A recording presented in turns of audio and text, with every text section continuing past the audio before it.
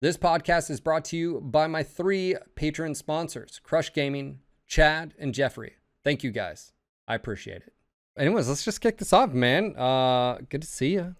Like, how you been? You know, for those that don't know, Bear Cl4w. What's up, buddy? Yeah. It's been nice. It's been fun. It's been exciting. You've been busy. Oh, yeah. Very busy. So for someone who doesn't know out there, let's talk about it. So you have been leading what was formerly known as the Gulag, but now is known as the Cauldron, and I've nicknamed the Council. We have a big patch coming, right? We have a very, I think within balance perspective, we haven't seen a balance patch like this. I think it's fair to say, like, what, 4, maybe even 5 years, right? Yeah, it's a pretty significant one because almost everything changes here. So almost everything. Yeah, I was gonna say, how did this start? Like, walk us through, because like there's so many people out there that, and I felt like this was really important to like get you on camera, and there's so many others as well that are involved behind the scenes, like because I feel like sometimes the conversation is like, oh well, the Cauldron doesn't speak for me, or like, who are these? It's like Illuminati. Maybe it's just PGI, you know, like whatever, you know, like there's a lot of stuff, but like putting a face to it and letting you guys know there are actual people behind the scenes, community members that are doing this. So how did this even start in the first place? Well, I think it started when, I think it was just me and Navid. We were talking and he mentioned I think we were watching the podcast Matt and Darren did about bringing the game back to life and asking for community help. And I was like, hey, you know what? This sounds like a great idea. We should try the Gulag again. And Navid was kind of on the fence about it, and he was very skeptical at the beginning. I was just like, yeah, let's see what happens. You know, I was already willing to go the entire year to see what would happen, but Navid was like, okay, let's see what they do the first patch. And then, yeah, it kind of started rolling from there. I started the Discord. I messaged Darren. I was like, hey, I'm interested in starting the Gulag again. Would you like to be a part of it? And he was like, yeah. I think he was one of the first to join, actually, which is kind of funny. But after that, it snowballed, right? You know, we got more and more people involved, and more PGI staff involved, and now we're here. So it's kind of cool. Yeah, so of course, for those that are listening, we have April 420, no pun intended, coming, which is the basically a weapon balance pass across the board. And there's patch notes up right now. They just went live this past Friday. There wasn't really anything new outside of that, I don't think, really, to sort of like mention. But the fact of the matter is like, I love that I love that Darren and Matt are actually utilizing a collection of people, because like my issue with balance is that, for instance, you know, Chris making a design and a balance change is just one person, when if you have at least 2 people, if not 3 or 4 or 5 or 6, or in this case, like there's like 20 dudes involved, you can get, you know, you put out an idea and someone's like, hey, yeah, that sounds good, but then this is the knockdown effect. And that's sort of like what I've seen. So like, for me, I think it's really cool that Darren actually put his money where his mouth is, in the case of like actually like saying like, hey, we're actually going to listen to the community. Can we just take a step back, because March, let's talk about March. Let's just, how did you feel when the patch notes hit? Like, were you like, I'll just let you, how did you feel when the patch notes hit? Well, I wasn't expecting what happened. I was like, okay, Darren has said he's consistent with his word. And then, you know, when I saw the patch, I was like, wait, that's not Darren. That's not Matt. That's somebody else that is outside doing something again. And, you know, I had very strong opinions about that. I was like, okay, if this guy's not here, if this guy's not doing anything with us and actively communicating and just, you know, defending whatever decisions he makes on the hill he's dying on, then just, I don't want that guy involved. I don't want to really, if he's going to be that way, then he should just be out of the equation. because again, he's not communicating with the Cauldron or Matt and Darren.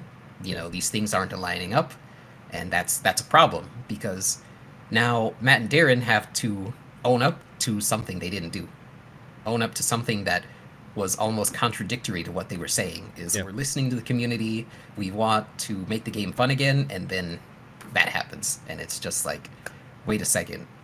And I didn't really, you know, I guess lash out at anyone. I was like, wait, this looks like somebody else's work. Yeah, it The was wording. kind of evident. Yeah. Yeah, Yeah. it was kind of evident as to who was behind that. So we were like, okay, let's try that again. You know, Matt and Darren came in and talked to all of us, and they were like, yeah, this wasn't what we wanted. It's very obvious. So let's try it again in April. And here we are in April. Now we're getting the March patch that was supposed to happen. Yeah. And what I'm assuming it was sort of deflating for you guys, because like you guys are putting in a lot of time and effort. Like I don't think people realize, like, Darren and Matt will ask you guys something and you guys will literally spend hours going back and forth, and then like Navid will get like XML files and then like send them over to PBI. I mean, you guys are meeting, you're constantly talking. So when that happened, obviously you're disappointed. Can we talk a little bit about your interaction with Darren and Matt though? Like, how has that been? And specifically, obviously you said they came in, they weren't happy, that didn't align. I'm assuming, like you just said, you saw it, right? You saw it. I heard it in their voice, man, that day the patch went live. And I was so, like, people were like, man, Phil, you were spicy. I literally was told I guess some people might call angry or mad. And I guess I was mad that a good friend of mine who's like, I genuinely believe Darren and Matt want to make this, turn the ship around. And then I see something like this, and it's like, you know, I knew who it was, and I was like, oh, you're fucking with my friend here. Like that's what it was to me. So it was like super frustrating. Not to mention, then on top of that, I'm like, you're undermining everything, like PGI and the community's relationship. Like that's a really important thing. You already have people that are like, yeah, this is total vaporware, it's not going to happen, you know, prove me wrong. And then Darren's out there going like, yeah, I'm going to prove you wrong. And then this happens. So anyways, I was frustrating, and like, I guess I didn't really notice it as much as some people on the outside who were watching my streams and were like, yeah, dude, you were like for a few days, you know. And I'm like, well, you know, like, I'm a fan of the game, and when you mess with something that I feel like is good for the game, it irks me. So I'm assuming you probably felt. Navid was like, I'm done. Yeah. Navid literally threw in the towel. Yeah. He was like, all right, it's over. Just do whatever you want with my work now. I'm done. And I was like, Navid, where are you going? Like, talk him off the ledge. Like, it's gonna be okay, buddy. Like, no, I was just like, what the fuck? You're gonna leave? It's like, we have 12 months. Get over it. Yeah. And I was just like, yeah. And then, you know, at first, initial reactions, we were all kind of angry. Everyone was like, yeah, we know who it is, and it sucks that Darren's in the position he is. But what ended up happening was when Matt and Darren came in for that meeting, and we talked about what just happened, and they were like, yeah, so what we're going to end up doing is we're going to take all of your XML values, like for the weapons and etc., and we're going to throw them on a PTS server. Now, granted, we didn't get the PTS server, but when they said that, it made a bit more sense as to what was going on. Now, they were kind of going over this particular individual's head, which is a good thing in my perspective. I mean, as bad as it sounds, this particular individual has obviously not been conducive to what Darren and Matt are saying. So in that sense, I was like, all right, cool, that's great. That means X, Y, and Z are out of the equation, and we can move on. And then, you know, the PTS didn't go live, and we were like, well, that's not bad necessarily, because now our changes go live in March. And, you know, as time went on, we were like, yeah, that was, I think the PTS being delayed was a good thing, or PTS being out of the equation was a good thing, because now we get to see these things firsthand. Everyone gets to see all these changes go in right away. That's sort of what I wanted in the first place. I mean, if I'm honest, like, I was like, you guys are riding the momentum of like September, and it's Yeah. You know, March didn't help anything. And then you're talking about like, okay, you're going to have a PTS at the end of March. Well, then whatever values are going to see, when are we going to see that in May? And I'm like, why? Why are you could exponentially speed things up, especially with you guys literally putting in the time and effort to where we're going to see obviously huge sweeping changes for weapons in April. You'll have like a week or two window, right? I'm assuming a week or two window to basically get feedback from that to then make changes for May as well. Like just rely on these 20 plus individuals. Like that's how I look at it, is like, let's stop seeing the old ways be done. Like, and that's where I have a problem with Chris, in the form of, I called him out because like, if I can talk about Darren, if I can talk about Matt, if I can talk about Russ, look, if that's, you did it. Obviously his name wasn't on there, but we all know that was him. I have actually, like I said, I had no problem with it if he was involved in the discussion. But the problem is it sort of undermines everything you guys are doing, because like, if you don't know what he wants, and then he just picked and chose, like you're never going to get a consensus. And that's also another important thing to sort of back up, is like, this is where I feel like when Darren says, hey, we want to hear everyone's opinions, that's a good PR saying, but the reality is like opinions are cool, but they don't always mash up like together. And one thing that you guys do is you're taking so many inputs and variables, and then you're making them to a like cohesive sort of plan. Like you don't always get that from guy on the forums here, a Reddit post here, whatever. And like, I know people don't like hearing and saying that, but that's just reality. Like you can't just be like, yeah, do this. And it's like, well, yeah, but that conflicts with this and this and this and this. So right. It's so easy to say one thing and it's like, okay, this will fix the game and that's it. You don't need anything else. I don't buy it. Yeah. It's snake oil salesman. If someone says this one thing will fix the game, I'm like, you're that's bullshit. I'm calling bullshit. You're full of shit. Yeah, you're full of shit. You're trying to sell something. What are you trying to sell me right now? Like it's, but I also too feel like sometimes people do get fixated on like stuff, like one thing. Like they'll be fixated like on just one aspect, whether it's a heat system or a weapon system or a mechanic or melee or whatever, and they're just super focused, and they're like, yeah, bro, that's like Mech4w, or that's not MWO, or you know, something like that. But, so going back, let me so PTS didn't happen, and to be clear, you guys are not under NDA, is that correct? You can talk openly about everything. Is that my understanding? Kind of, sort of. Okay, you have gentlemen's in agreement that you guys aren't like, you'd be like, yeah, there are some things that like for the sake of overhyping something, sure, we can't say much about, but like maps are, you know, stuff like that. Sure. But what's out there is we can talk about. But I guess Darren's way of putting it is he doesn't want to hype something up and then have people, you know. Well, I guess what I'm asking is, you guys aren't like under like, you can talk openly about stuff. It's just gentleman's agreement. You're not under an NDA. You haven't signed someone. Yeah, we haven't signed anything yet. So the reason I'm saying that is because you basically are saying is like, hey, we want to work with you, but we're not constrained to being able to because again, I worked under an NDA for, 9 years or whatever. And then sometimes that sucks because you can't talk about things so you guys aren't under NDA. I think that's very important, but you guys are working, for instance, the, trial mechs and the free mechs. You guys have been giving feedback about that. Like I knew the Mark II Bravo was going to be like, I saw the discussion going on in your Discord, and so I knew what mech it was going to be, but I was just like, oh. And then like someone asked me, they're like, hey man, it was like the week of, they were like, hey man, I'm thinking about getting a Mark II Bravo, what do you think? And I was like, oh man, maybe you should hold on your seatbelts, because maybe, I don't know, maybe you find something. Like I was trying to like, maybe you play a different mech and you like it. Like I was trying to like, and then they're like, oh dude, thank you so much for, I was like, all right, it worked. But yeah, so you guys have been involved behind the scenes on like everything. And I think that's really, really cool. And it's obviously showing, but anyways, back on topic.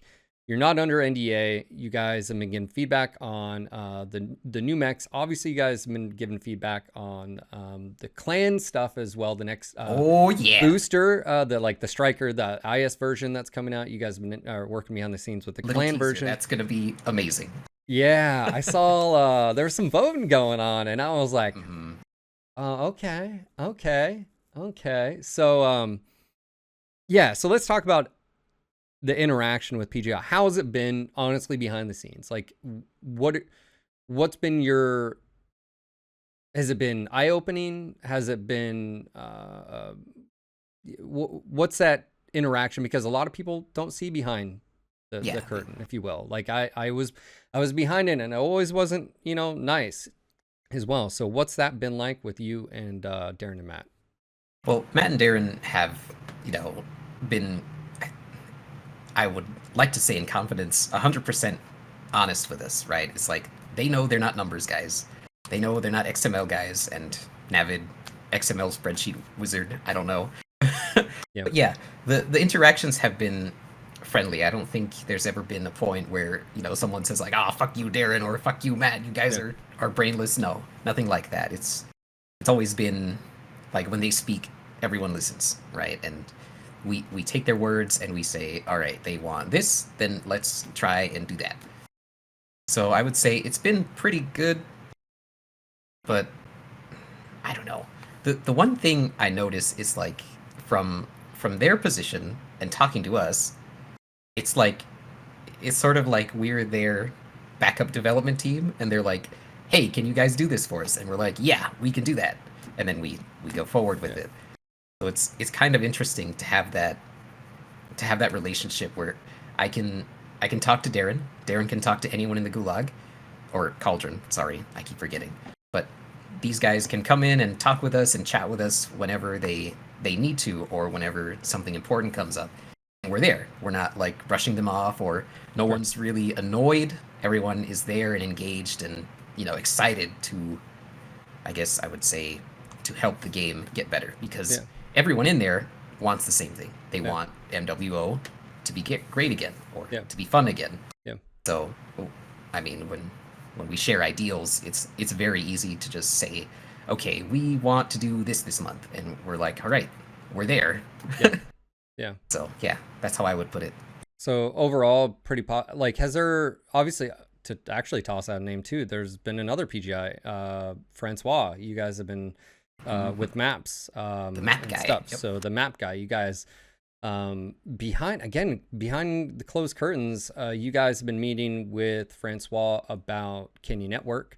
Obviously, we've talked about that with Darren. He's popped on a few times, where it's looking like May is going to be sort of Francois's update of Canyon, basically. Oh yeah, it's gonna be awesome. we did you did share some, or I should say, I think it was Navid shared some images that he had, and we shared those on stream as far as like some of his thoughts of like what could happen and stuff. First off, can we talk about those talks with Francois? How is that? I've never met him yet. I've never talked to him. I'm never able to go to the meetings because it's always like during stream or right after. So like, how's that been? Everything. Yeah, how's that been? It's been really good, because now we're talking to a guy that plays the game, that knows what positions we're talking about. Like, he knows the map and he knows what's going on, right? He knows what NASCAR is. He knows all of our nomenclature and definitions, like all the positioning and stuff. He knows that stuff, and it's amazing to see like people like Kraz and Pasha go back and forth with this guy, and they're like, yeah, I agree, this needs to change, we can add a ramp there or there, and we can get rid of these 2 points to mitigate NASCAR. And it's very interesting. It's like a symbiotic relationship, and I don't know, I was just in awe in most of those conversations. Like, I would just sit there and watch one side, the other side, one side, the other side. Yeah. And it was really exciting to see that interaction between developer and player. Like, this is sort of a dream, It's kind of scary seeing it. Do you think it highlights how important it is to have in this case, a map designer know the game?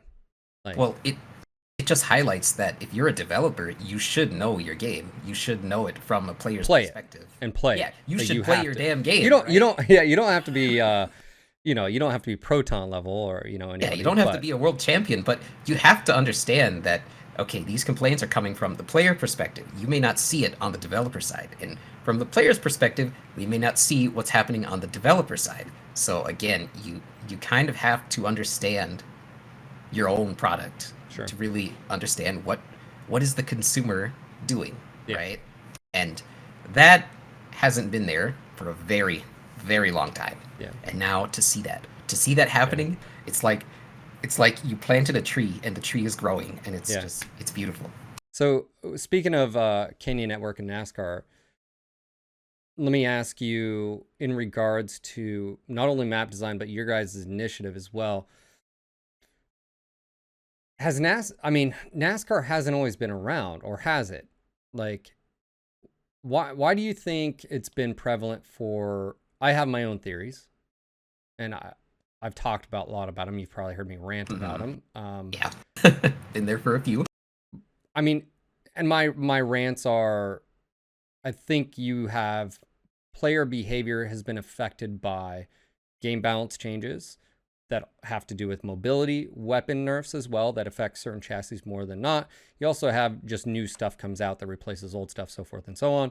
But anytime someone's like, oh, it's just, like, I don't used to remember NASCAR 5-6 years ago like we do now. So like, what has changed? And that's why I guess I ask, you, like, what are your thoughts on it? And is it a combination of everything? Because like I said, I don't think it's just one thing. Yeah, I think it's not right. one issue. It's sort of a mixture of things, right? You have certain things happening in terms of balance, like engine desync, new mechs being introduced, slow mechs getting slower, faster mechs getting faster, and that all culminates to what we have now, right? Is like slow mechs get chased off or murdered by the fast mechs kill everyone. But the biggest thing, in my opinion, is the map itself. Because the map, when you're on it, you may not hear it saying anything to you. You may not be able to read it in words, but the map is telling you to do something. And the map is telling you, go to the center of the map. There are paths leading into the center. It's like a big toilet bowl, as people say. And that's what makes NASCAR NASCAR, is if you slow everything down again, NASCAR doesn't go away, it just becomes less noticeable. But if you change the map and slow things down, or I guess I would say slow the fast ones down, then you start to see, okay, maybe we shouldn't go to the center. And the map is telling you, hey, just hold a position. Don't run to the center, there's nothing there. If you go into the center, you're dead. Like, I'd rather have a map that tells you, okay, just by looking at it, I can see there's no man's land in the center of it. Why would I go there? Like, I'm crazy. If I run out onto that plateau, I'm gonna get murdered by everybody sitting there holding angles and waiting for somebody to make a mistake. Yeah. And there's more thought process into just saying, okay, maybe I should sit on a ridge, sit on an angle, rather than just saying, okay, hold the W key, pray to God, no one shoots me in the ass, and let's run around in a circle. Yeah. Because, I mean, like I said, spawn locations, I know. Yeah. Spawns are brutal. Oh my gosh. Terminal lines being fixed next month or this month. I'm just like, I've been on the receiving end of it and I've been on the giving end. And I'm just ready for that to end. But speaking of, like, again, I just feel like, so mobility plays a big part. Like, I feel like people don't realize how, especially now when you say mechs need to be more mobile. I think a lot of people get defensive when they're thinking that, like, that means every single mech. Like, that's not the case though, right? Like, when you say if right now May is looking like potentially huge mobility buffs are gonna that's what you guys, at least that's what Darren has sort of said, is hinted at, is May is mobility like being on the inside. When engine desync happened, me and Chris are the ones who worked on it, and we're the ones who pitched it to Paul and got it approved. The problem is the numbers I'd given a lot of the quirked mechs ahead of time. I think, like, at the time, like, I don't know, a Locust might have like 170% excel on the quirk and DXL, because remember, we didn't have the skill tree yet. Right. So I was under the impression that 70+% increase in Excel and DXL or whatever would be transferred to the mech when engine desync came on, but it didn't. And so like those mechs weren't given mobility, and then of course not only engine desync, but then skill tree came along and even nerfed mechs further, because like in the thinking of is like you have to choose. If you want at least baseline mobility, you have to invest in all those nodes. Well, of course, most people do firepower and survivability, and then whatever's left over depending on operations or artillery and stuff like that. So again, I feel like the game on some aspects, some of the mechs became super agile because they were buffed, especially those lower ends. But then everything above just got dragged down double by desync, and then also by skill tree, and then just by one person's idea of how the game should feel. So I guess my question to you is, when we're talking about mobility, and I know we're sort of jumping ahead here, but this ties into, I think, the Canyon Network and NASCAR stuff. Can you explain why broader mobility on chassis would hinder NASCAR?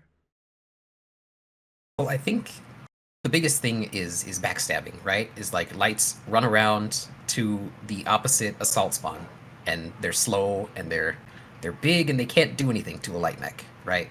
But what our mobility changes imply is that, okay, maybe you can't necessarily kill him while he's humping your leg, but now you have a broader range of motion when that commando or that piranha decides to run at you and try and get under you.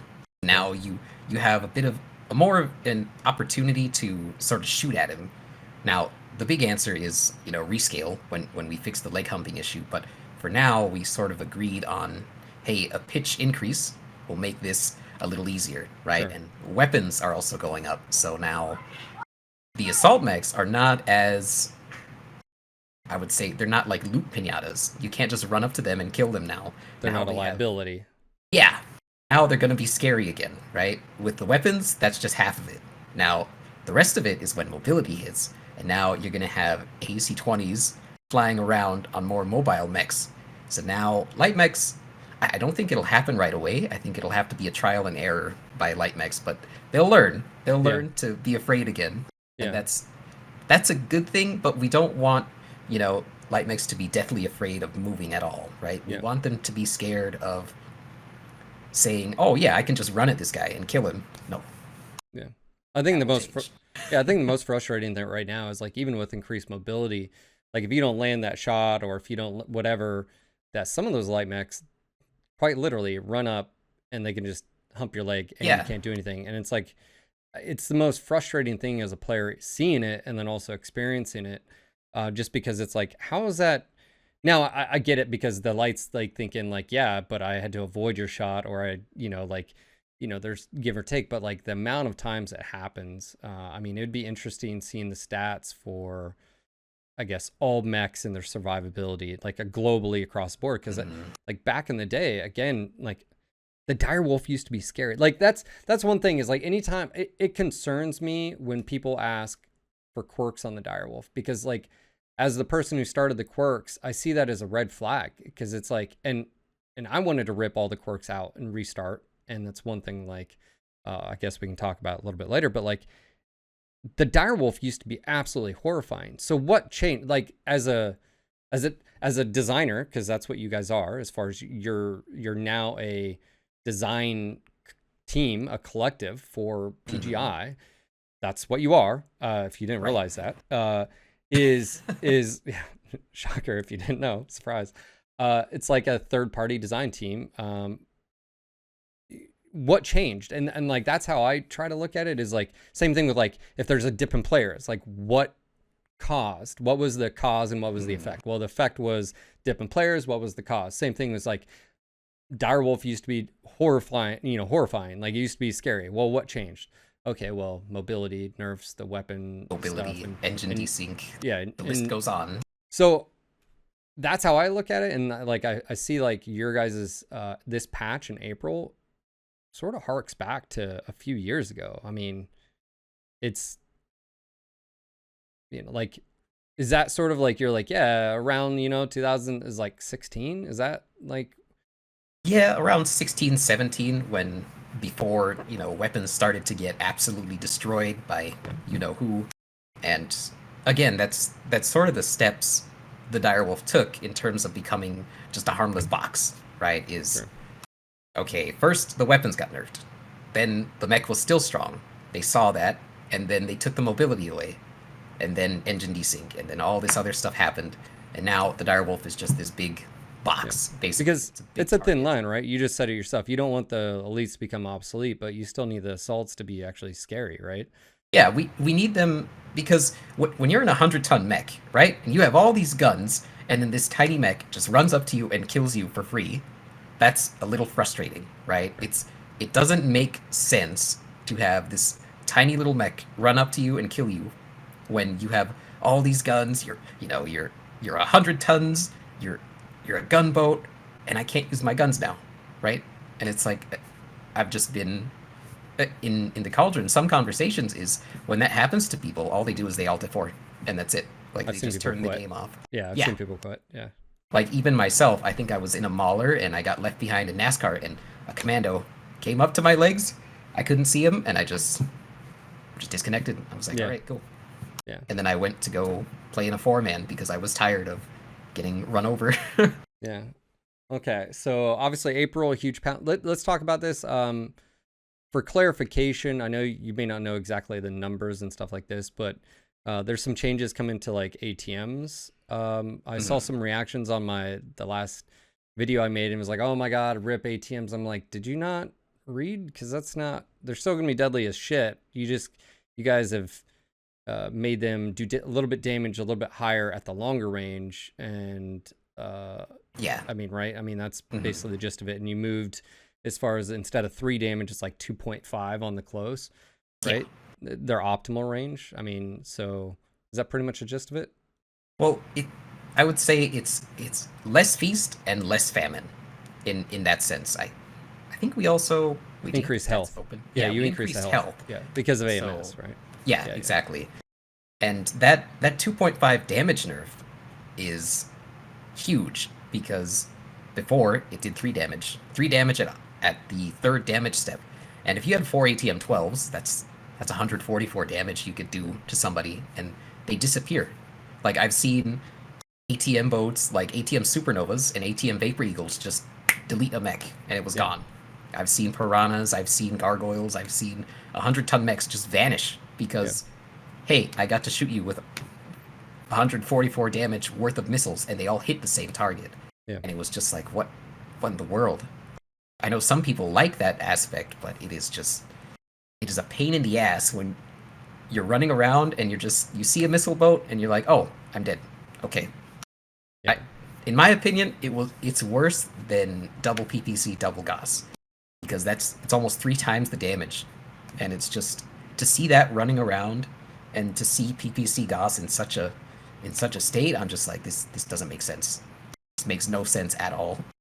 Now, is that thought process from like the pop tarting ATM Beagles as well? Because that's really where things start. Like as people that became mainstream in the past like year, right? Just Yep. people just doing that. And Yeah, triple ATM 12 Beagles, just pop tarting, deleting a mech, deleting a side torso, and just running off like nothing happened. And it was just so can we it's talk insane. about sort of a controversial topic, but LRMs and ATMs, as far as ATMs are pretty direct fire and LRMs can be as well, but Mhm. I feel like have you guys had a discussion with PGI as far as I think it'll remain feast or famine across the board. Like it creates its own boats, right? Like you have one Corsair out there now, or heck, 2 and a Kit Fox out there. Like unless you have an organized 4-man to be able to, like, good luck. Oh, you brought an ATM 6? Fuck you. Like it doesn't matter. Like that's what I feel like is like we have this weird situation where the boats went extreme. So then PGI had to make AMS a little bit more extreme. And so what that's done is that left, like, if you take like, I don't know, a Timby or something with like 1 ATM 12 or 2 9s or 2 12, whatever it is. I just feel like it just hoses that mech. So like, has that discussion been had as far as like, one, is that a problem to you? And your thoughts on that, and like 2, is that discussion ever been had? Because I feel like it just leads to just Warhammer 2C, LRM 95, or ATM 48s, or go home. Yeah, it's sort of an interesting topic, but I don't think we've talked in detail about it. But there were some changes to AMS and missile health, I'm pretty sure, for a few weapons. But I think the main concern is that we don't want these things to become useless, right? We don't want one or the other to make the opposite, I guess, unusable, right? Sure. So it's sort of it's a finicky thing, because if we buff AMS too much, all of the missiles go away. If we buff missiles too much, AMS becomes pointless. Sure. So I think this is a conversation where we've sort of got to compromise in terms of, okay, we want AMS to be effective, but we want missiles to be effective. But we don't want AMS to negate all of the missiles, right? But we don't want missiles to negate all of the the AMS. Yeah. Now, is this more? But I mean, again, the discussions, I feel like in the current state, I can understand, but like, isn't really the biggest problem here is the fact of you can't really adjust LRMs or buff LRMs or ATMs because it makes indirect fire like just stupid, right? Like, and that's because of target share. And I feel like a lot of like the only idea I've heard is like actually make direct fire worth it, and that you can only get lock-ons with direct fire. Like, you have to have line of sight. Like me, I'm right here. I can see you. I can lock on. Doesn't matter if it's LRMs or ATMs. I can fire at you. And even if I have a friendly over here that's locked on, it's not sharing that information to be able to lock on, right? Unless they have like tag or narc. And if they have tag or narc, then freaking indirect fire away. Then you'd have to physically buff LRMs and ATMs, whether in velocity to get to their target as well, just because of how strong radar deprivation and cover and concealment it is. But I just feel like, again, I don't know if that changes the boating mentality or AMS mentality, but that seems to be the biggest issue when talking to experienced players like yourself, as far as like I mean, is that correct? As far as indirect fire, you don't want to make it even more OP than what it is? Well, yeah, I think information is the biggest thing right now, is what makes them so strong, is that some guy a kilometer away can lock onto you, and suddenly everyone knows where you are. Not only that, now the missile boats can kill you for free. You're over a hill, you're a kilometer out, somebody has visual on you, you're dead. Yeah. Like, that, to me, that's kind of weird. To me, I would say, you know what? Yeah, let's go down the road of saying, get your own locks. Go out there, stand up there and look at him, because he's over there. Go and shoot him. You know, that makes a little more sense to me, rather than having just this global network of say one guy sees you and then 6 LRM boats just follow up and shoot you, and now you're gone. Like on Polar, that's very, very evident, where you just have that one mech running off and he sees you, and he tells all of his friends, hey, I got locks on India. Boom. Yeah. And then you see the LRMs come in, and then they kill you. I mean, it'd be one thing if you're saying is that light mech or that one mech had a tag or narked a target, you would still then have that capability. But right now, you basically get it for free. And then on top of that, because of, as far as you can spot your target and have a little bit longer target, or skills as far as the ability to lock and hold your locks longer, unless you have radar depth, then it doesn't really matter. Sort of side tangent. I feel like, again, I hate the skill tree in the current form. I think it's horrible. And I've sort of felt like PGI sort of put themselves in a corner where radar depth, seismic sensor, those capabilities, even radar and ability to hold locks on, all those skills that are sort of in the skill tree would be really great tools for chassis just to have for uniqueness. Like, I've always felt like the whole idea of role warfare was just sort of brushed aside and say, well, we want everyone to be able to have a trophy. Instead, if it would have been like, oh, hey, that Spider 5e, it's amazing at being able to hold locks for like a stupid long time, or whatever. Yeah. Or like, oh, and it also could, like, does that make sense? Or like, hey, that Locust, as seismic, so it's really good at like, I feel like, and some mechs wouldn't have anything because they're just good anyways, but I feel like, just sort of a side tangent, I've always sort of felt like that, like how powerful radar depth is and how powerful seismic is and how powerful it was back in the day. I just feel like, man, that should have just been a chassis and variant specific thing, or a variant specific, just sort of like how, anyways, side. Yeah. Well, some of those things in the skill tree should have been built into the mech, right? So, I mean, you're not wrong in the sense of, hey, we should have role warfare, but it also brings up a good point about the skill tree being such a mess. Yeah. It's such a mess because there are too many options, right? In the sense that, why isn't this just on my mech? Like, why does the jump jet tree exist? Why does the sensor Why tree do I exist? have to invest 13 nodes to make a piece of equipment work? Or even the operations tree with the cool run and all that stuff. Yeah. Like, all of a sudden, we have this gigantic mess, and now we have to clean it up. And I think one of the ways I'm thinking in terms of skill tree is just moving some of those things to just, like you said, some chassis and some mechs that don't really have much else other than information, because it brings up that whole role warfare thing, but it also kind of highlights just how bad the skill tree is in terms of function for the entire game. Sure. And not to mention, we're working under that shadow until we can fix the skill tree, which I don't know if that's going to happen anytime soon. So you guys do have a proposal for that. I've seen the PowerPoints, if you will, by Professor Navito there. You guys took more of an approach of, under the current PGI sort of mantra, we have to work within the system. They don't have anything really to change it. But even your changes would require an engineer. So even for those that don't know, you basically consolidate stuff. And you do move nodes around, but it pretty much it keeps the same sort of system. But you guys are just consolidating stuff. Yeah, it's still a tree, sure, but it's more accessible, right? And it's less complex than what we have now. So, like, what's now 91 out of 200 something? Yeah. Our proposal, I think it's about half of what it is right now. So you're looking at 41 nodes. So again, that's just quality of life. It's like, holy shit, I don't have to spend 10 years in the mech lab. Everything's there. I know what this means. Yeah. Right? And if I click on a node, hey, I've got ECM. I don't have to go find another one. I don't have to invest 7 more points into seismic sensor. It's just there. See, I like, let me phrase this.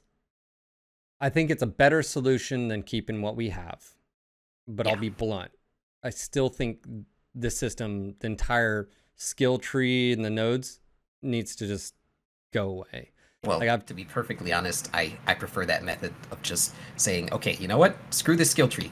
Yep. You have a mech lab, you put things on the mech, you go and play with it. That's it. Well, that's all I want. Yeah, like I get that. Well, even if you took I've talked about this, is take the simple linear sort of path that you could use lore as well, which is really cool. The World of Tanks, World of Warplanes, where you pull up your hunchback and you've got, actuators, myomer muscle, engine, sensor, you have those, comms equipment.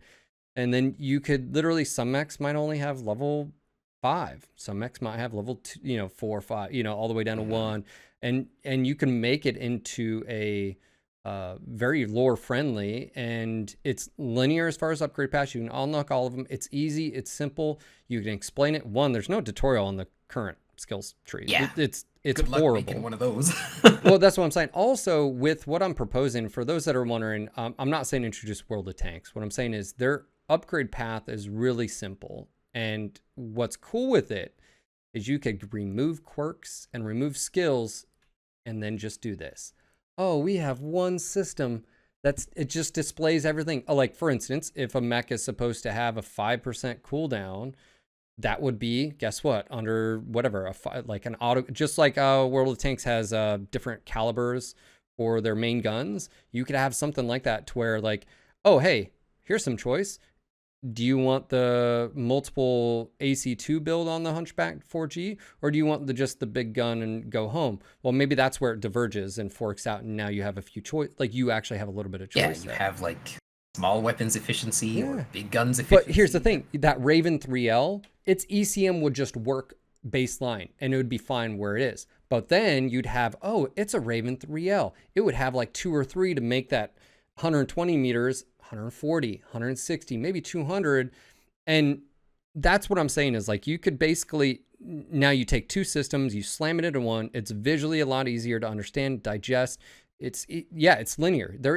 That's my problem. Also too, is when talking to people, they think there's choice in the current skill tree, and it's a false sense of choice. And to be honest, why am I having to fucking choose whether a piece of equipment or my mech just functions? Like, Exactly. there's no choice. Like, if you have to choose between firepower and mobility, like, why? How about it's just baseline, and then I can choose between, do I want this uniqueness or maybe this uniqueness? Okay, that's cool, but you don't have that. It's not like, and that's where I feel like it falls short. So, I mean, obviously you guys have a consolidated version, but I feel like, well, we haven't heard from PGI. Well, we have heard from PGI. They basically said we don't have any engineers right now to do anything, so it doesn't really matter. But I feel like that's this. There are some fun little quirks we're adding in when those happen. To specific I've seen that mechs, discussion. like the Raven 3L. Yeah, I've seen that discussion. Some random locust, but it's not to make them overpowered. These mechs, they don't really have any offensive capabilities. It's like you can put 2 ER large on a Raven or 2 snub-nosed PPCs, and it's kind of, you can swat it to the side and it's gone. Like, there's no other purpose. Yeah, there's definitely been power creep in the game as far as like as mechs have came along and more. I mean, that's what's going to happen when you have 700 some odd variants, and then you throw in, of course, Clan Tech versus IS, and So the sad part is most of those variants, they're just inflated. Yeah. They're not really anything special. And, we saw that with a lot of mech packs. Is the reason people stopped buying them was like, hey, wait, my mech already does that. Why am I buying this one? It's just a reskin of what I have. The Dervish, I think, was a good example where, like, you'll have there's 2 of them, the exact same hard points, but the location of the hard points change. So you'll have one that has in the arms and torso, and then the reverse, torso and then the arms. And it's like, it fundamentally changes how you play the mech, or what's, anyways, but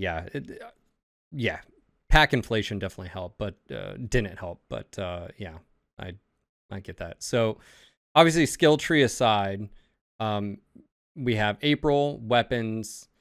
It's pretty massive, and it's going to be interesting because I feel like there's going to be a lot of science being had. I feel like the potential for players to come back that left years ago is pretty high, especially, but I feel like that's where I think word of mouth is the only, I mean, unless PGI, which I don't think PGI is going to put out anything except for like content creators like myself or Bear Cl4w or Beef or TTB, or, people that create videos. Like, how else are you going to let people know, like, hey, just FYI, we're making changes, we're making waves? I mean, how do you get those players that left in 2017 and 2016 when some of this started?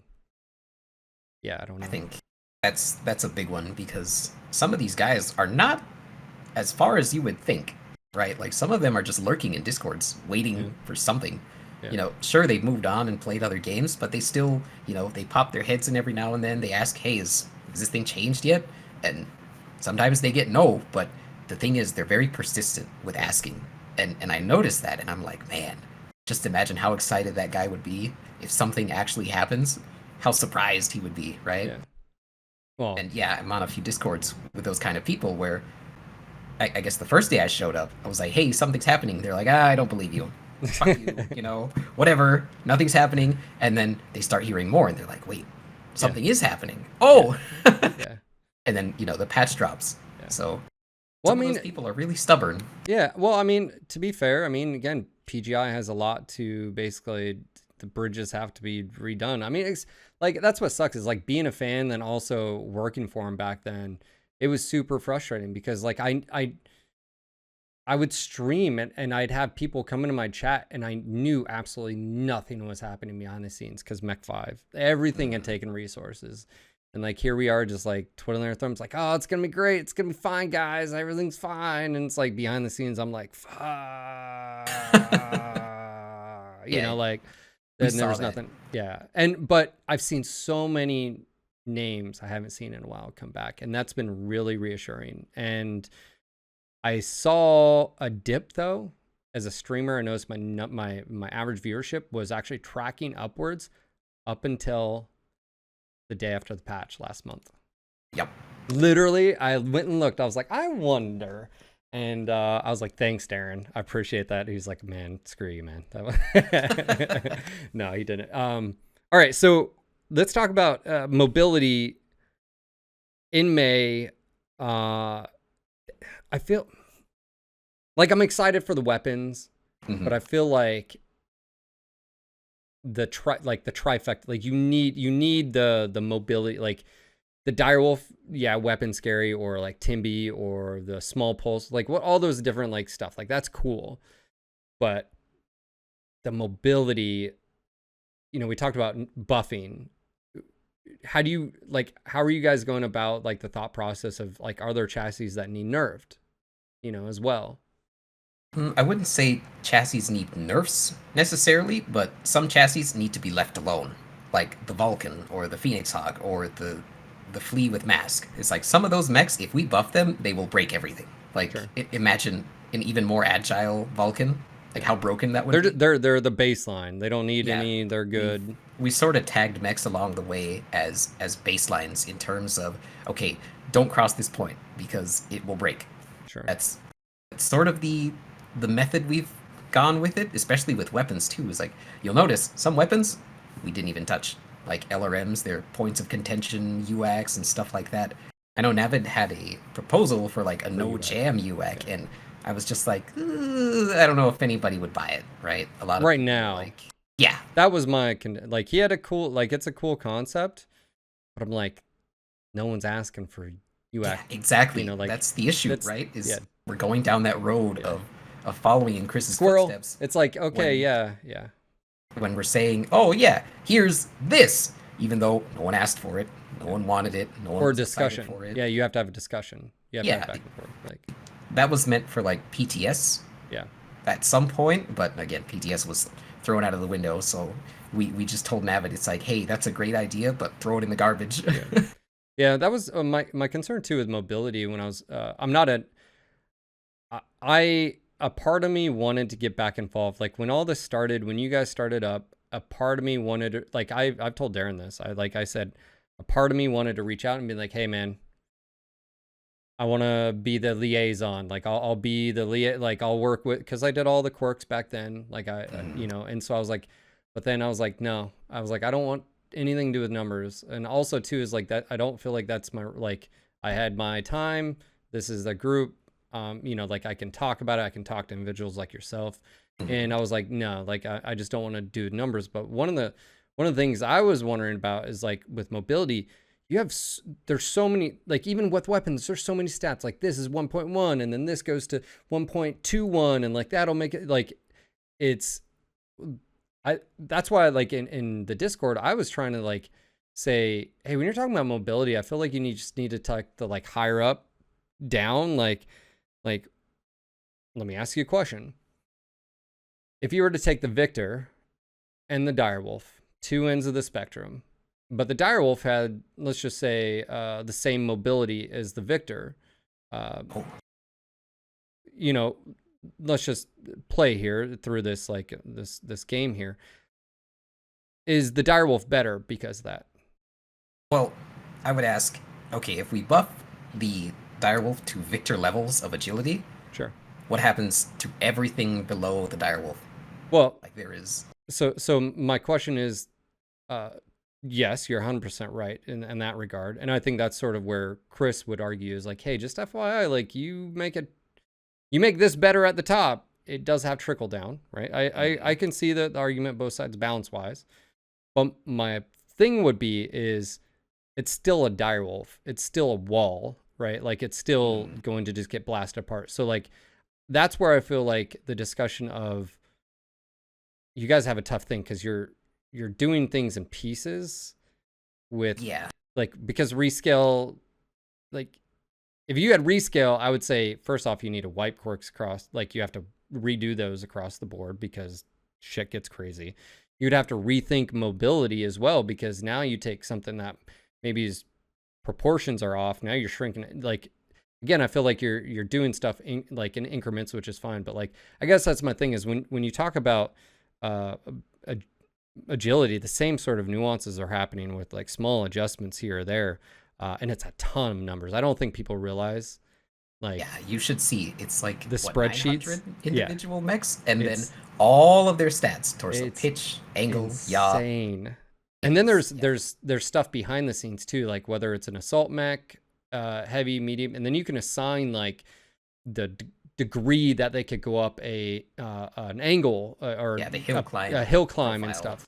And then like based on this, like you'll have mechs like that's why like the commando can just do, you know, like and Yeah, like Spider-Man, just climb yeah, a canyon wall, no big deal. yeah, yeah, and I do feel like I agree where it's a little bit of a detriment to it's a thin line. Like if you make a 100-tonner super agile, but I'm like, yeah, but it's still a barn door. Like even if it gets, yeah, that's a big deal. Like 100% of damage shot at that mech is landing. Like it's, you know. Yeah, it's sort of the conversation that Dario always brings up in the Cauldron. He's like, okay, if you buff the Annihilator, then you have to buff the Vulcan. And we're like, what? You're crazy. But it makes sense, right? It's like, okay, if the big ones are getting a buff, then he's sort of talking about now it needs to trickle down. Potentially. I think it depends Yeah. because those things got nerfed to a level. And this is where power creep, I think, like this is where I don't like quirks in their current form because it was never defined. And that's one thing that like I will still harp on in that Discord chat because when I started doing the quirks, I didn't have a rule set. It was all subjective. And then same thing when Chris took over and started doing it. It's all subjective.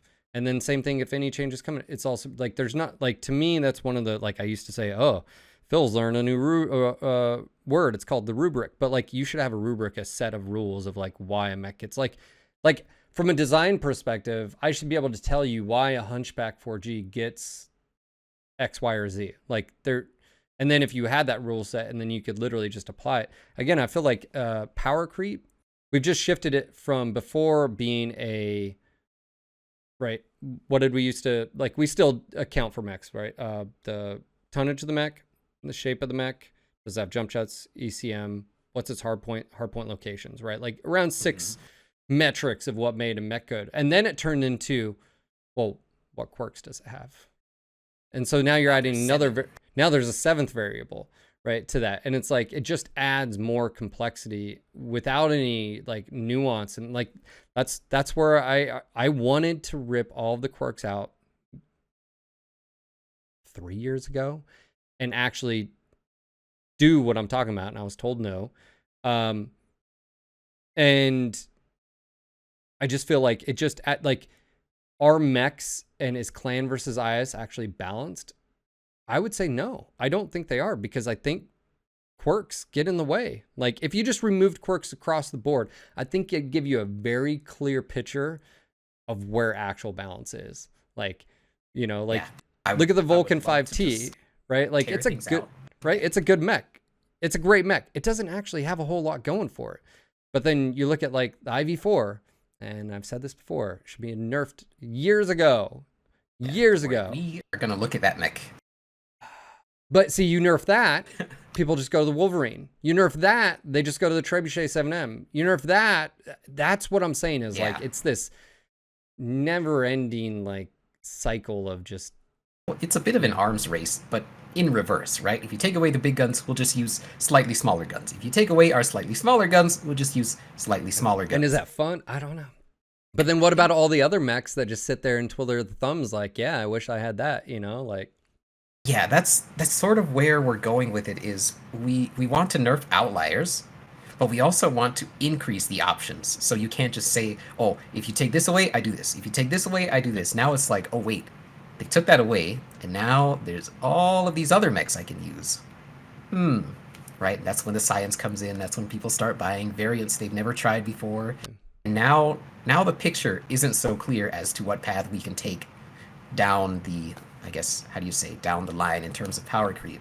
Yeah. Which is a good thing, but again, if we're not careful, what ends up happening is all of those mechs that are down this path of terms of, say, quick draw to Wolverine to Trebuchet, now all of a sudden those mechs disappear, right? And they get lost in the fog. So it's a very tricky thing to make sure that every variant is relevant rather But than just say one or two. is it a fair statement of those mechs are only good because they're lethal? Well, I mean, they're only good they're because they're not unique, right? Like other right. like outside, like they don't have radar depth built into them. They don't, they don't have any.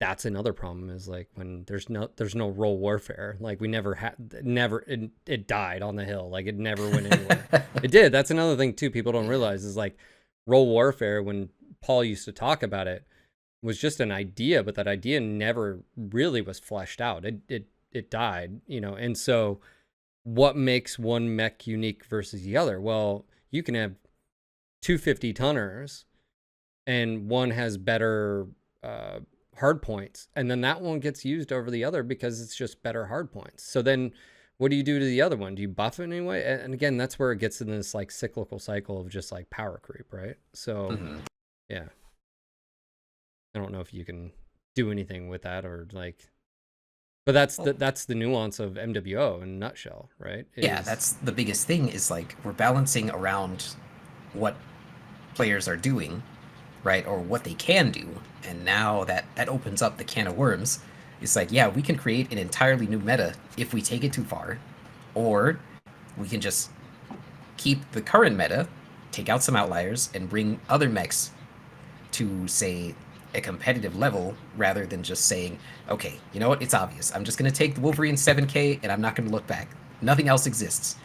That's sort of the issue we're addressing. It's not the sense of like taking mechs out of place and just throwing them in the dumpster, because PGI tried that. PGI did that with a lot of mechs that we know and love, like the Kodiak 3, the Timberwolf. They just kind of grabbed it and said, all right, see ya. 3 out the window. And we don't necessarily want to bring them back to where they were in terms of, okay, it's OP, just take this mech, GG. No. We kind of want to bring them back into a better position from where they are now, but still not like leagues ahead of everything else in terms of, say, why would you take a Wolverine? What is that variant? It's like the 2 AC5s in the arm over a Wolverine 6K with the 3 large lasers. And I think that's sort of the game we're playing, is like we're trying to juggle quirks, mobility, hardpoints, hitboxes, all this crazy stuff, and we're trying to make it work. Yeah. Yeah. I think that's the difficulty. It's you just brought up hitboxes too, which that's another factor that you rescale. Rescale. I wonder if that's even going to happen this year. Like I sure hope so.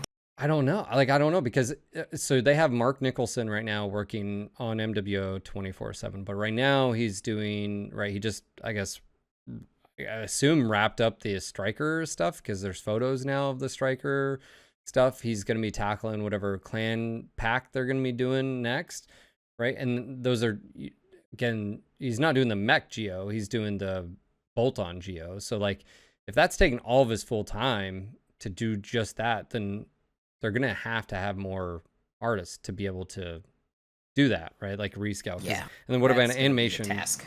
Does that need to be adjusted, or like, so I don't know. That's why, like, I wonder. I wish I had answers, but it's like, so did you, I don't know if, so this might be a little bit of news.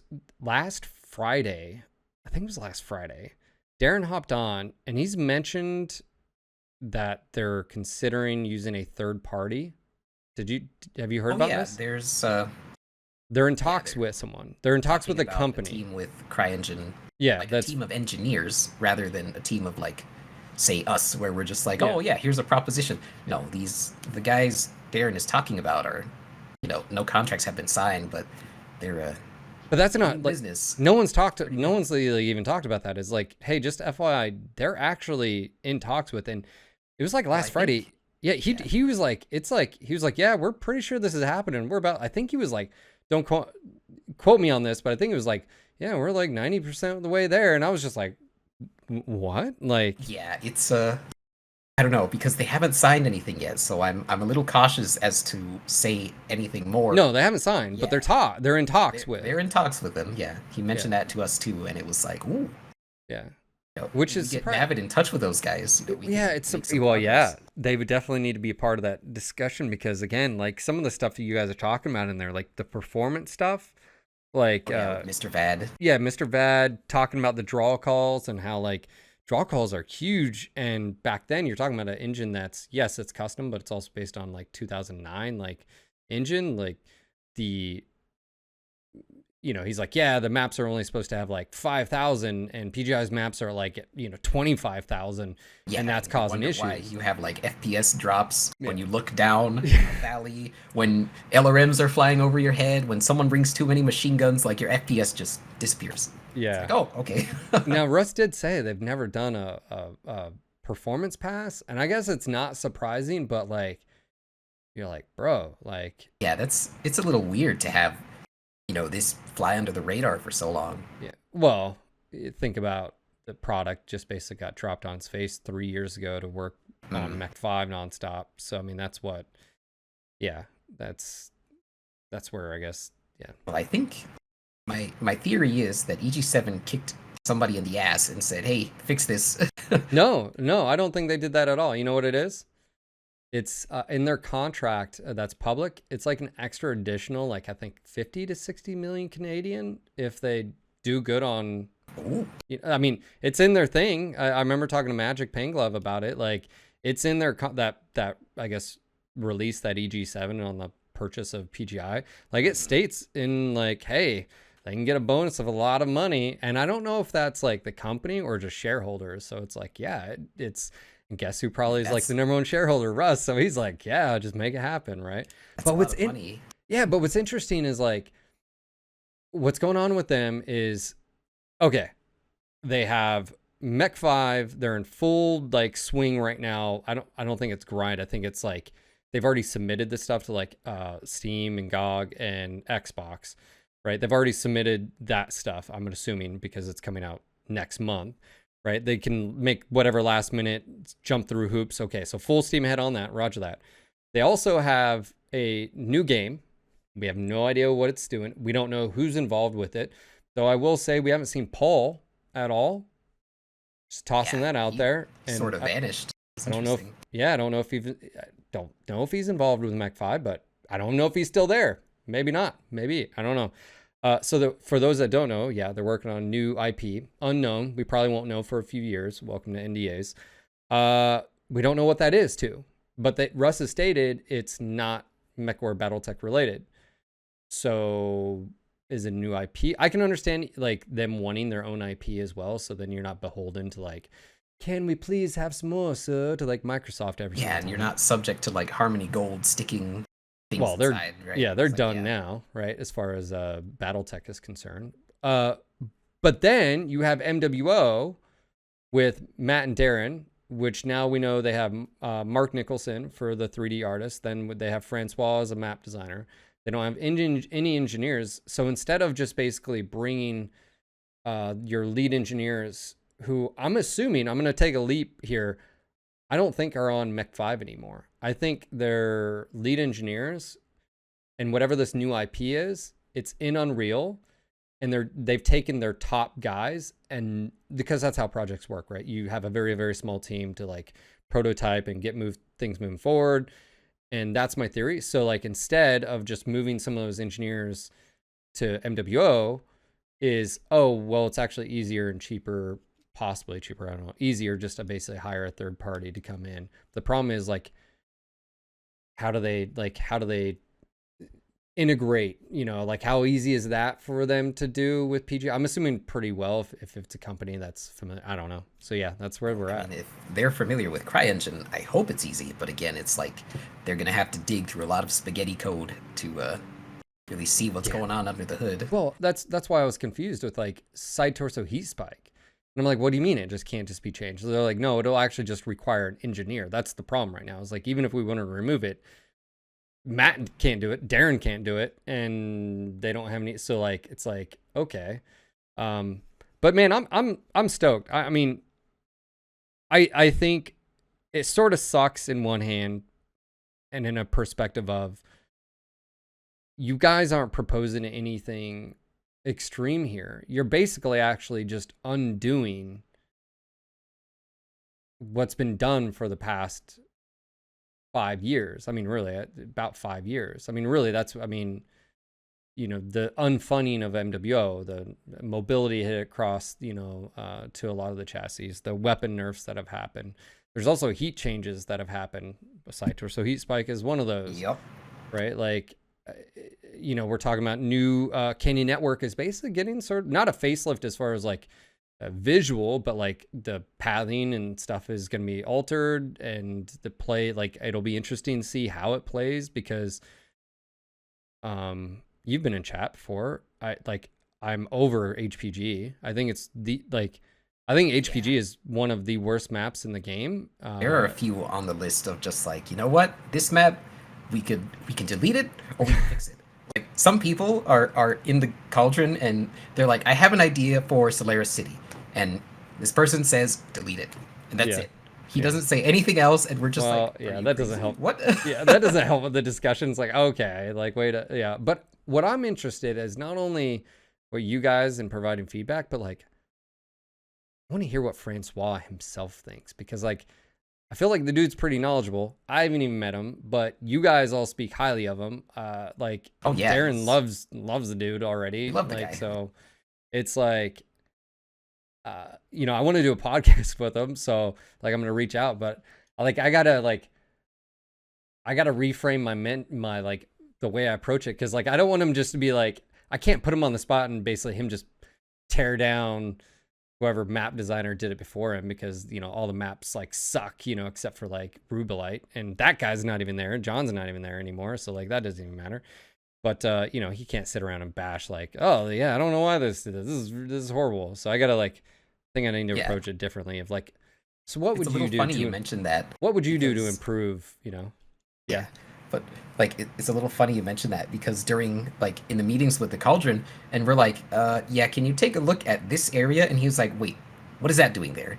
And he's like, oh, we should probably get rid of that. And he's like, yeah, I don't see the point in this being here anymore. Yeah. And he's sort of like, there are some areas where you can climb up and it's not very noticeable, but it's sort of subtle, and it's like a crack in the wall. Yeah. And he's just like, yeah, that's pretty dumb. Let's get rid of that. And you know, we see him like actually just grab the piece of whatever and just throw it out, and it's like, oh, cool. Yeah. That's it's so much fun to see that, because now we're talking with a guy that's not defending anything that's been done in the past. Sure. He's like, okay, this is kind of shit. Let's remove it. How do we just we're all on the same page. How do we make this work, right? And I feel like that's important. Like, it doesn't matter who or what in the past. How do we just make it work? It's a matter of just let's make this better, right? In terms of progress. That's all the Cauldron is. I mean, yeah, we can bring up the past, but no one really gets bogged down anymore. We're sort of looking forward in terms of, okay, what does PGI want us to do next? What can PGI do next? Does this help anything? Can we sell this to people? Does it bring people back? And these are sort of the questions flying around. Yeah, I think it's fine to, like, history. Like, I think it's fine to like look at MW's history. Like, why was this done? For you guys to be able to dissect it and say like, okay, hey, we don't want that.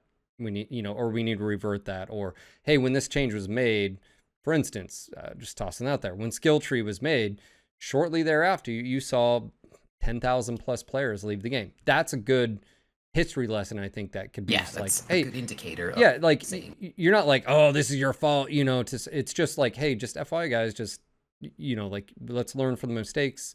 Doesn't matter let's who. Not do that again. Yeah, let's you know. So obviously, you guys have your opinions and your thoughts. Why do you guys feel like? I guess, why do you feel like you guys are the right fit for this, you know, these actions in this taken? Like, why you guys? Why not someone else? Well, I think the biggest thing is that when I started talking to Darren, he was like, yeah, we're coming back. We're going to make the game fun, right? And we sort of had to change things around in the Cauldron.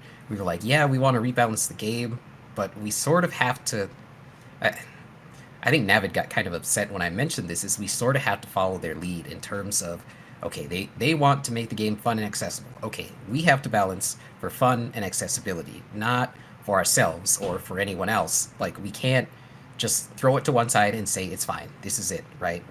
It's it's impossible because then the game would die, right? You'd have like 200 people that play comp, and that's it. And that would be it. That'd be the game.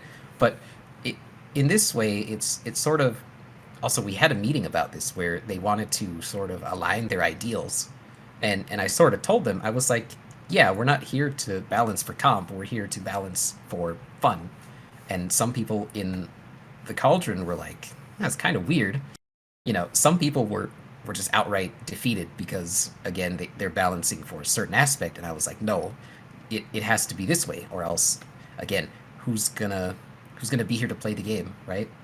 They're gonna turn the servers off if we just throw it to one side and say, all right, it's fine. So again, it's,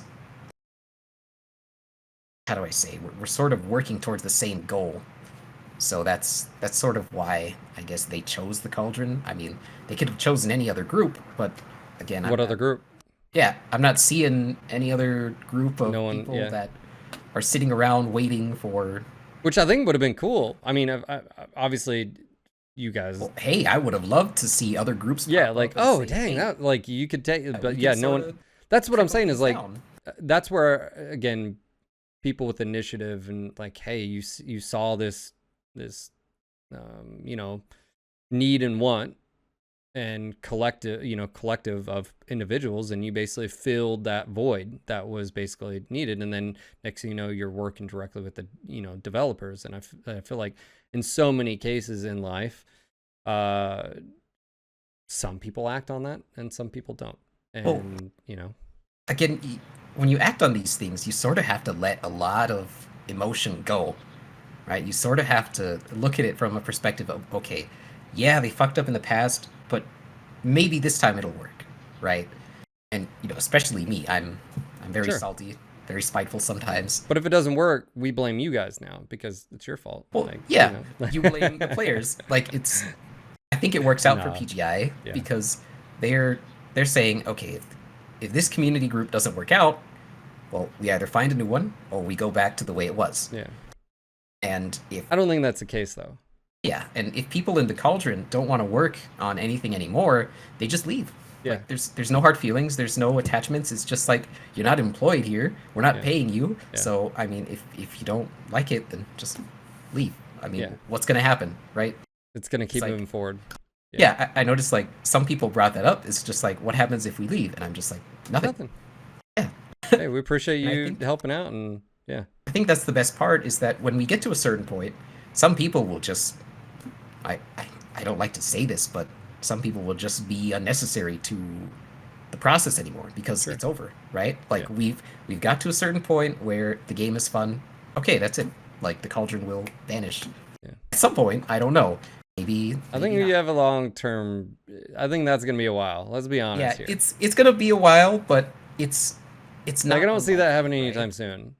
Well, I mean, think about it's- this. Think about this. Okay, so weapons are a constant, right? Like to be fair, you're just doing an initial weapon pass, May, Then there's June, iterations, right? iterations from that. So, but that trickles the smaller.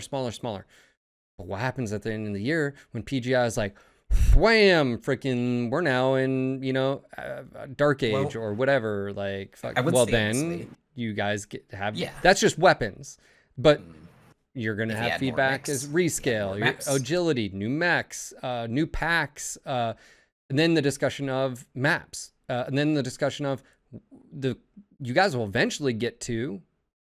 Let's talk about Solaris. Let's talk about faction play. I have some really good ideas on faction play, and I think to be fair, I think both of those systems can be salvaged.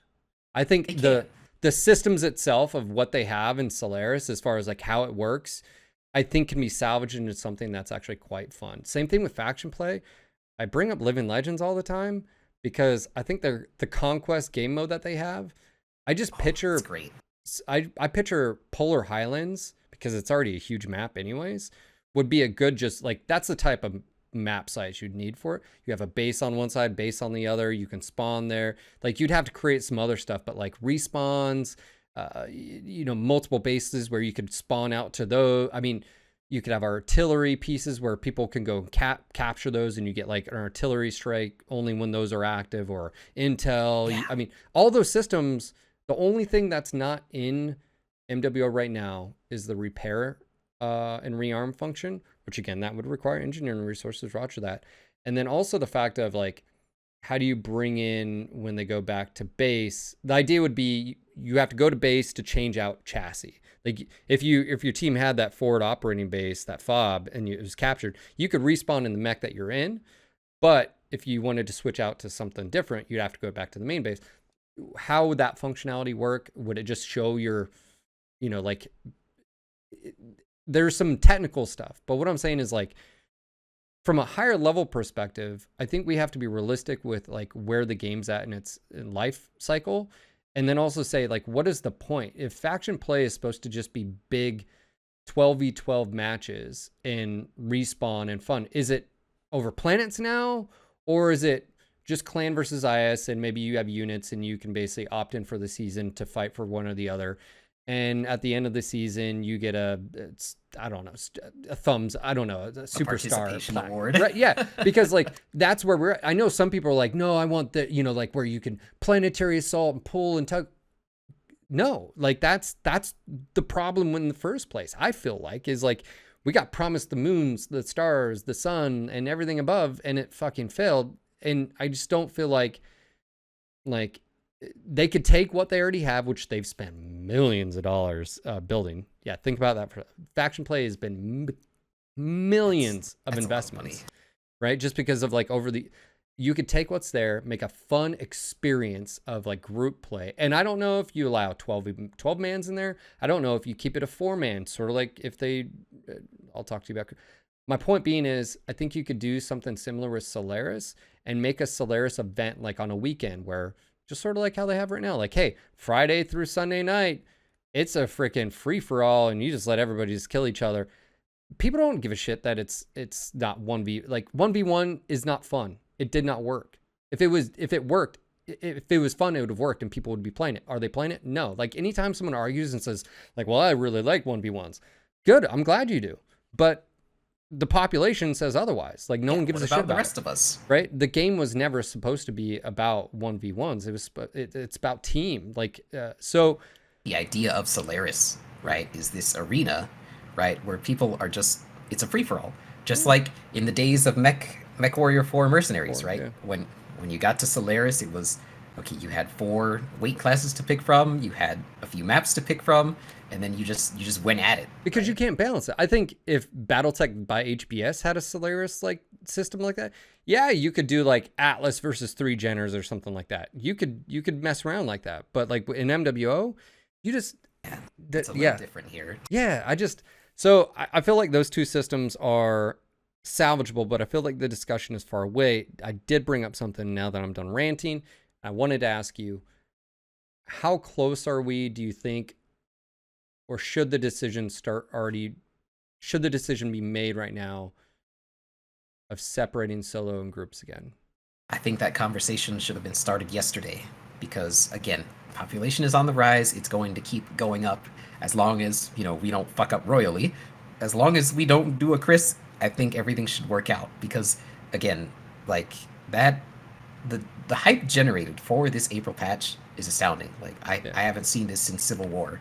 Right, and I would love to see the separation of group and solo by May at least, because again, there's going to be an influx of players here and an influx of players in May, and I'd like those guys to stick around for June, July, August, because again, groups and solo right now is just it's a mess because you have 4-mans running around just sweeping teams. Yeah. And it's just like, oh, okay, there's a 4-man of JGX on that side, GG.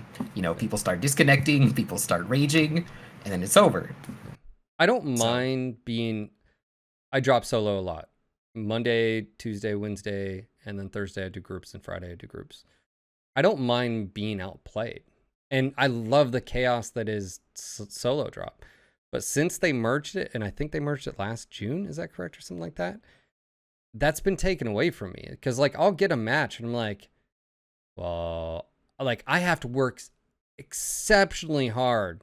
Except like our team will have to work so much harder, or vice versa. Like good freaking luck, you know, like we're Yeah, better. like Steam, MPG like and Phil are on the same side. yeah, like Oh, well. and so like I love the chaos and the not knowing, and I have to do as best as I can, and I know I can influence the match if I do the best I can when it's just solos. But like right now with the queue, like that's not always the case, and I'm in agreement with you. I don't know if obviously it'll happen in May, but like okay, so let's just say it happens June. June is the first month. Solos goes back to 12v12 solos, how it's always been. How would you do group queue? For me, I think I would do 8v8, and I would say just groups of 4. I would start there and say if there's enough demand, I would increase, say for example, like 2s and 4s. But I would say like groups of 1 and 3. I know there are people out there that talk about 3-mans in 8-mans, but it's just like the matchmaker would have such a hard time getting a 3-man in with like 4 groups of 4. How would you fit? You'd never get a match. It always relies on solos being Yeah. opting in. And I'm like, well, that's fine. But like, what happens if it's oceanic time and you don't have 2 people and they're already struggling? Like, I don't know if people have looked at the Steam graphs, but like during oceanic time, Yeah, like that's, low. and yeah, it's not going to impact me. Guess what? I'm North American time zone. It's not going to match me. I don't care. Whatever you do. But like, I agree with you. I feel like you have to have just 4s. Like a 4-man group. Like you have to have 3 other individuals with you and just drop. And is that crazy for me to say? Like, I feel like that's the easiest way for matchmaker to not have to worry about a 3-man or having 2 1-mans out there at all 24-hour period. Like, is that fair? Like, Well, I think it goes both ways because, like for example, there's not opt-ins right at oceanic time, but there's also not that many 4-mans running around in oceanic time.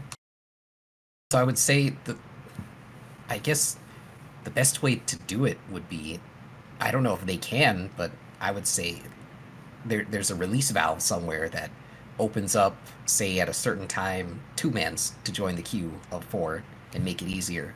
But again, I'm not really sold on the whole opt-in thing because again, like the population, it fluctuates. It's not a consistent, 100,000 across the board. Say if it were 100,000, I would say sure, just do whatever. well, I don't think you'd have. I don't think you'd have issue. Like not even doing solo. Just saying, like I don't think you'd have issue with 4-mans just everywhere. Like that would be.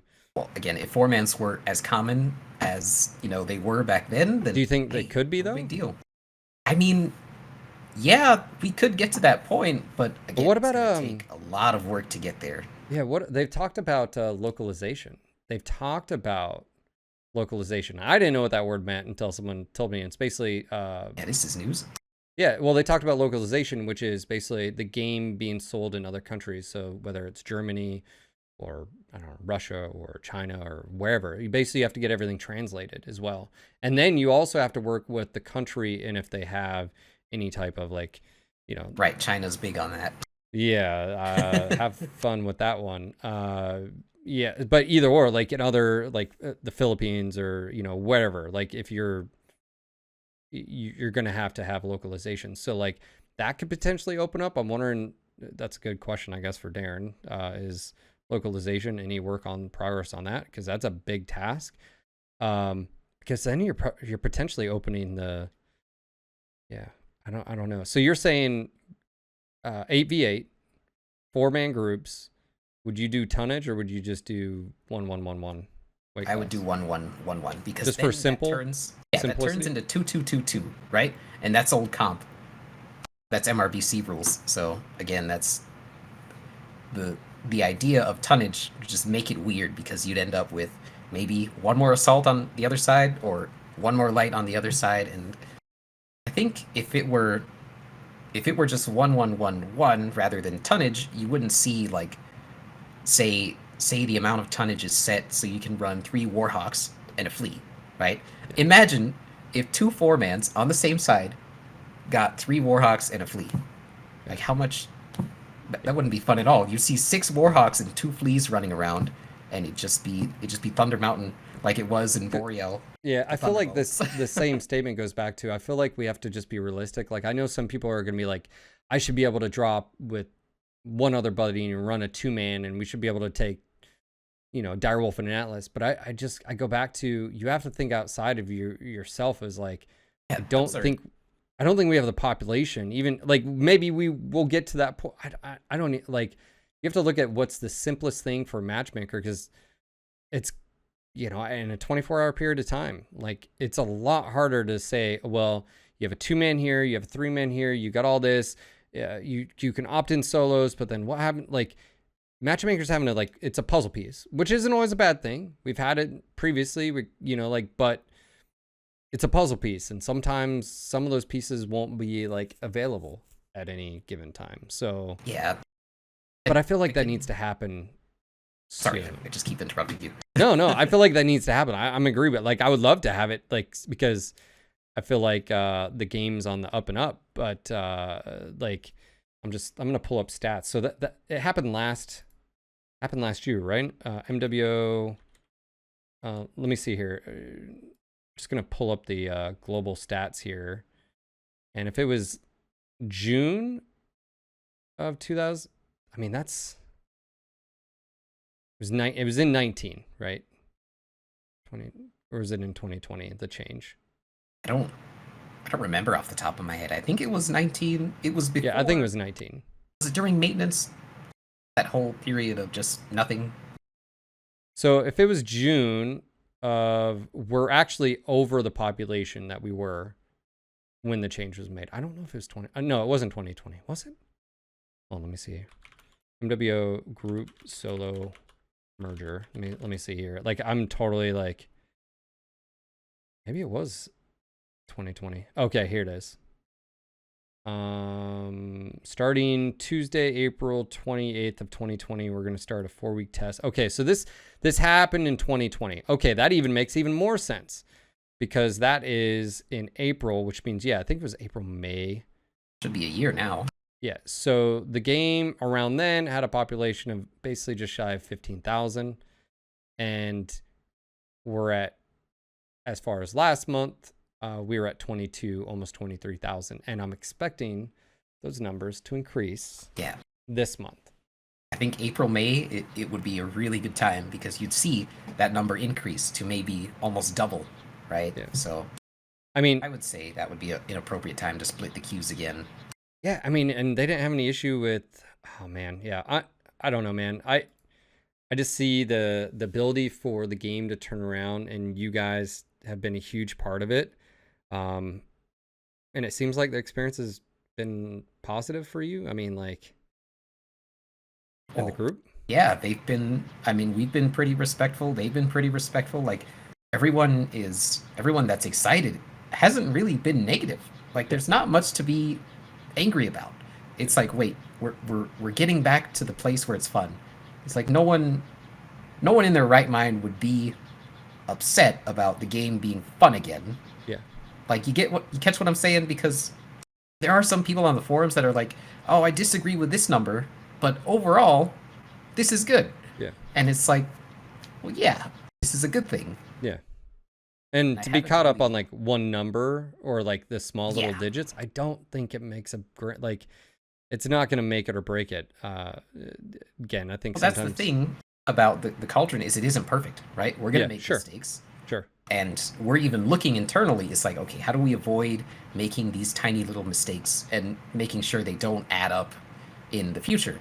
And the same solution is, hey, we're going to have to iterate on things. We can't just dig our heels in and say, this is it. No, because that's been done in the past. And in the past, that led to decline, right? Sure. And it led to, say, people getting angry, upset, disgruntled, and just hating PGI because they are stubborn and they never change. But now they're a bit more flexible, and we, as the Cauldron, have to reflect that.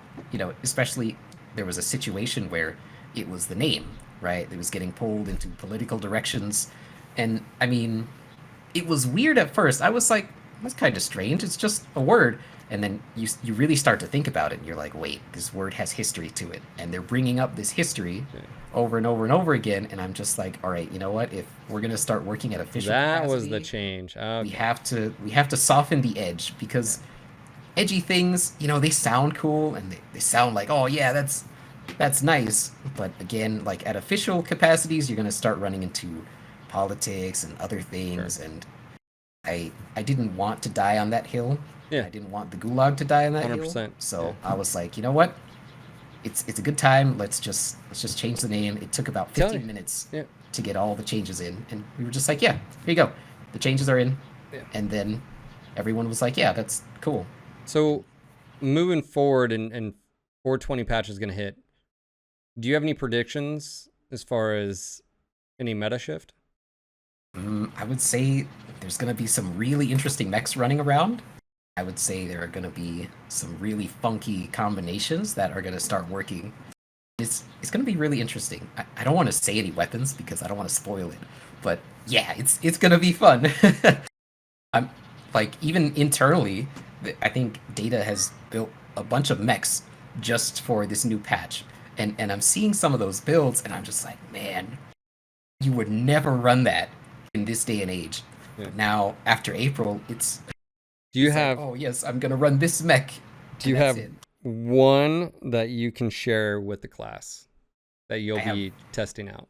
Like you already know, like, yes, I'm doing this. I would have to say it's gonna be the ballistics, the AC10s, AC5s, clan AC10s, clan AC20s. I think those are gonna be really interesting because they're. I think what we're planning is what we have on there is they're losing a projectile. So in the burst, say for a UAC 5, now it's one projectile. A UAC 20, it's three, right? And so on and so forth. And I think that's what I would say is going to be a big one. But everyone else is sort of leaning towards the PPCs, right? There's one in particular, the light PPC, and people are going to start having fun with that. Because again, we haven't done much quirk adjustment. We just did adjustments for quirks that would break the game. So like awesome blackjack, yeah, those kind of got shafted, but the weapons got brought up. So again, I think light PPCs and ballistics are going to be really fun. If I had to share, I would say that. Yeah. Okay. I didn't know if there was any like specific variant or like so let me ask you one last thing. When will the Timberwolf be great again? Sooner than you think. I'm predicting May because that's agility, and Timberwolf got shafted in agility. I mean, it's already a sizable mech, but the biggest problem is the Timberwolf. If you start moving forward, you can't really stop because you'll just Oh yeah, I it played all the takes 10 time. years to decelerate, Yeah. and it's a mess. Yeah. It's Yeah, funny I would because like say May is going to be the May? Timberwolf. Okay. Because like people sometimes I think forget the difference between a 65 tonner like Cauldron born and the Timby as far as like payload space or armor. Like it's like 5 points armor difference, like on some like that's it. That's it. That's like a medium length. Like The you know, hitbox not profile is completely different. yeah, and then like the payload space, like hold on, you're saying there's a 65 tonner with like more payload? Yeah, like it's one of those things where I love the Timby. I still roll it. I think right now the best build in the game with it is the 3-peep Timby. Like I replaced the 2-peep Goss because Goss is in a horrible place because of the cooldown Yeah, nerfs. I missed that weapon. Yeah. And then on top of that, can we? Okay, I was gonna say that was gonna be. I was gonna wrap up jump jets. Can we talk about jump jets? Because we totally forgot about that. Is that a part of the mobility like discussion going on? I would like to say yes, but I'm not sure Okay. because we haven't had that conversation internally yet. So, Okay. I mean, we talked about it, we proposed it, but again, it's like we haven't sort of finalized it internally, right? And haven't presented it to PGI. So, I'm I may not be correct on this, but I think something is happening. I don't know. I don't know when. I'm not Okay. too sure on specifics. Yeah. Because I feel like jump jets have been the. I get it. Yeah. It's hard to balance because back in the day you could take one and abuse the shit out of it, so there was no need Yeah, for you others. could take one and fly to the moon. Yeah, but then on the flip side, you don't want to force all mechs to take 5, but then like there are mechs that have full maxed out and they can't do anything, omni mechs. So it's like there needs to be a reason for mechs to have fully like 100%, or to have, 3 works but not as good as 5. Like you want the tonnage investment to be there and worthwhile, but because it's never been worthwhile. Like Timby, like why would you take 5 jump jets on a Timby? Well, again, I think there's a few proposals. The one out thing there. I can say about the jump jets is it's gonna be really nice. Okay. Like when you put jump jets on an assault mech, you're going to go up. Yeah. Maybe not to the level of how it was before, where Highlanders could fly 90 meters into the air, but it's gonna be significant enough where you can notice and you can get to places that assaults had trouble getting there with like 8 jump jets, or Sure. even if they could mount 8 jump jets. Sure. But I think the funnest thing is seeing the light mechs, right? Because I think currently 40 tonners have more powerful jump jets than The 35 anything tonners. below it. Yeah. And seeing the Jenner be able to jump again, I'm just like, man, that is, it's something you just marvel at. It's just like, wow, this is happening. Yeah. And when it has its armor in the arms again, that'll be nice too. Yeah. And one more thing is Spider 5V after the jump jet changes is going to be pretty funny. Let's just say you can go to the moon with it. Go to the moon. Yeah. All right, man. Well, I guess the last question would be, if someone has an idea or wants to be a part of the discussion, like what's the best way for them to do that? Well, I think the best way to do it is on official forums, right? In terms of patch notes, intel gathering. Like, there are a few guys from the Cauldron that are in there. I mean, that's pretty cookie cutter, right? It's like, oh, forums. But there are discords that we're sitting in. Like, just recently we had a Discord channel made for Cauldron feedback in the MW5 Discord, and there are people tagged with Cauldron in there, so those are the people you can leave your feedback with. There's MWO Comp Discord, and then I'm sitting around in all of the other Discords, like Ash's Discords, Beef Discords, a few other streamers' Discords. I'm just sitting there waiting, and when people ping me in the Beef Court and they're like, hey, can you share something with us? I'm like, yeah, here it is.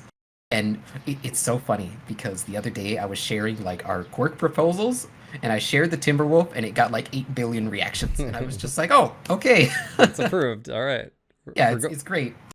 Yeah. And they start asking, and they're excited about things. And then, you see the quirk proposals, and then you see builds come out, and they're like, oh, I would try this. And, I get a bunch of pings about it, and I'm just like, man, that's crazy. Just look what happened. I shared a small image of some numbers.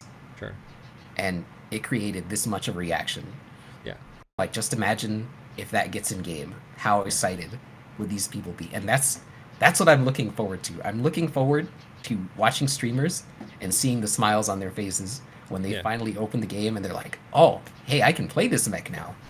Or look, my Timberwolf is back, or my Direwolf is back. Yeah, it's just this is sort of like a dream come true for me to reinvigorate this, because it's been miserable for a while. Sure. And to finally be able to do something about it in a productive manner and in a way that benefits everyone, it's like, what else could I ask for? This is like the best Christmas gift ever. Yeah, just sitting here and working towards this goal. Yeah. Yeah, that's just me though. I don't know how other people feel about in the Cauldron, but yeah. Awesome. And of course, I'll have your Twitch channel and stuff down below, so people can watch you when you stream and ask you questions. But pay attention because he pops in chat and all that too. So yeah, I'm lurking everywhere. Just ping me. I'll appear. Well, thank you for being on tonight, and I look forward to having more discussions and rants with you in the future. And obviously, we've got a very, very fun 420 patch day coming up, and so I guess we'll touch base after and see what kind of shenanigans has been going and talk about maybe May and what's going to be coming and all that. So thank you again for your time, man. I do appreciate it. You're welcome. Awesome. The podcast is sponsored by you guys, the viewers, the listeners. If you tune into a podcast or you watch a live stream or you watch the YouTube content, please consider supporting in a variety of ways. head over to Twitch and give me a follow over there. I stream Monday through Friday, 12 to 6 p.m. Eastern, and sometimes at night and the weekends as well. And of course, if I do stream on those off hours, I do post on our Discord. So again, Discord link will be down below. If you haven't joined Discord, it's fantastic being able to engage with you guys literally throughout the hours. And of course, twitch.tv/NGNGTV. I'll have a link all down below. If you guys want to take it further, consider becoming a patron. It really does allow me the freedom to be able to concentrate on creating content, whether it is podcasts, Twitch streams, or YouTube content, and not have to worry about the day-to-day bills. So if you guys would like to help me with some of my bills, consider becoming a patron. Again, all matters, whether it's a tier 1, $5 a month, or all the way up to the tier 5 WTF level, whatever you can do. If you want to become a podcast sponsor specifically, that is tier 4 and above. I want to get a little bit creative with that and do some creative shout outs. So stay tuned on that one on the next podcast. And of course, if you do any shopping on Amazon, I've got an associate link that all you gotta do is click through, use it, shop like you normally do, like a lot of people are buying books and gifts and stuff like that. It gives me some quick kickbacks, doesn't charge you anything extra, so I'll have that down again in the link below. And last but not least, I'd like to direct your attention over to the merch store. If you haven't been over there in a while, we are expanding into some other genres, and we've also expanded the current selection of merch as well. So pay attention to that if you haven't, and I'll again head over with the link in chat. So guys, this has been a fantastic podcast. I was really glad I could sit down with Bear Cl4w. I think it was about time we did, and it looks like we're gonna have to sit down again because with the changes that are coming potentially next month, and who knows what's going on in June and July, I feel like this is a really fun time. So thank you again, Bear Cl4w, for taking the time to sit down with me. I appreciate the discussion and look forward to more discussions in the future. So this was your local No Guts, No Galaxy Mechwarrior podcast. Signing off for tonight. This is Phil. Until next time.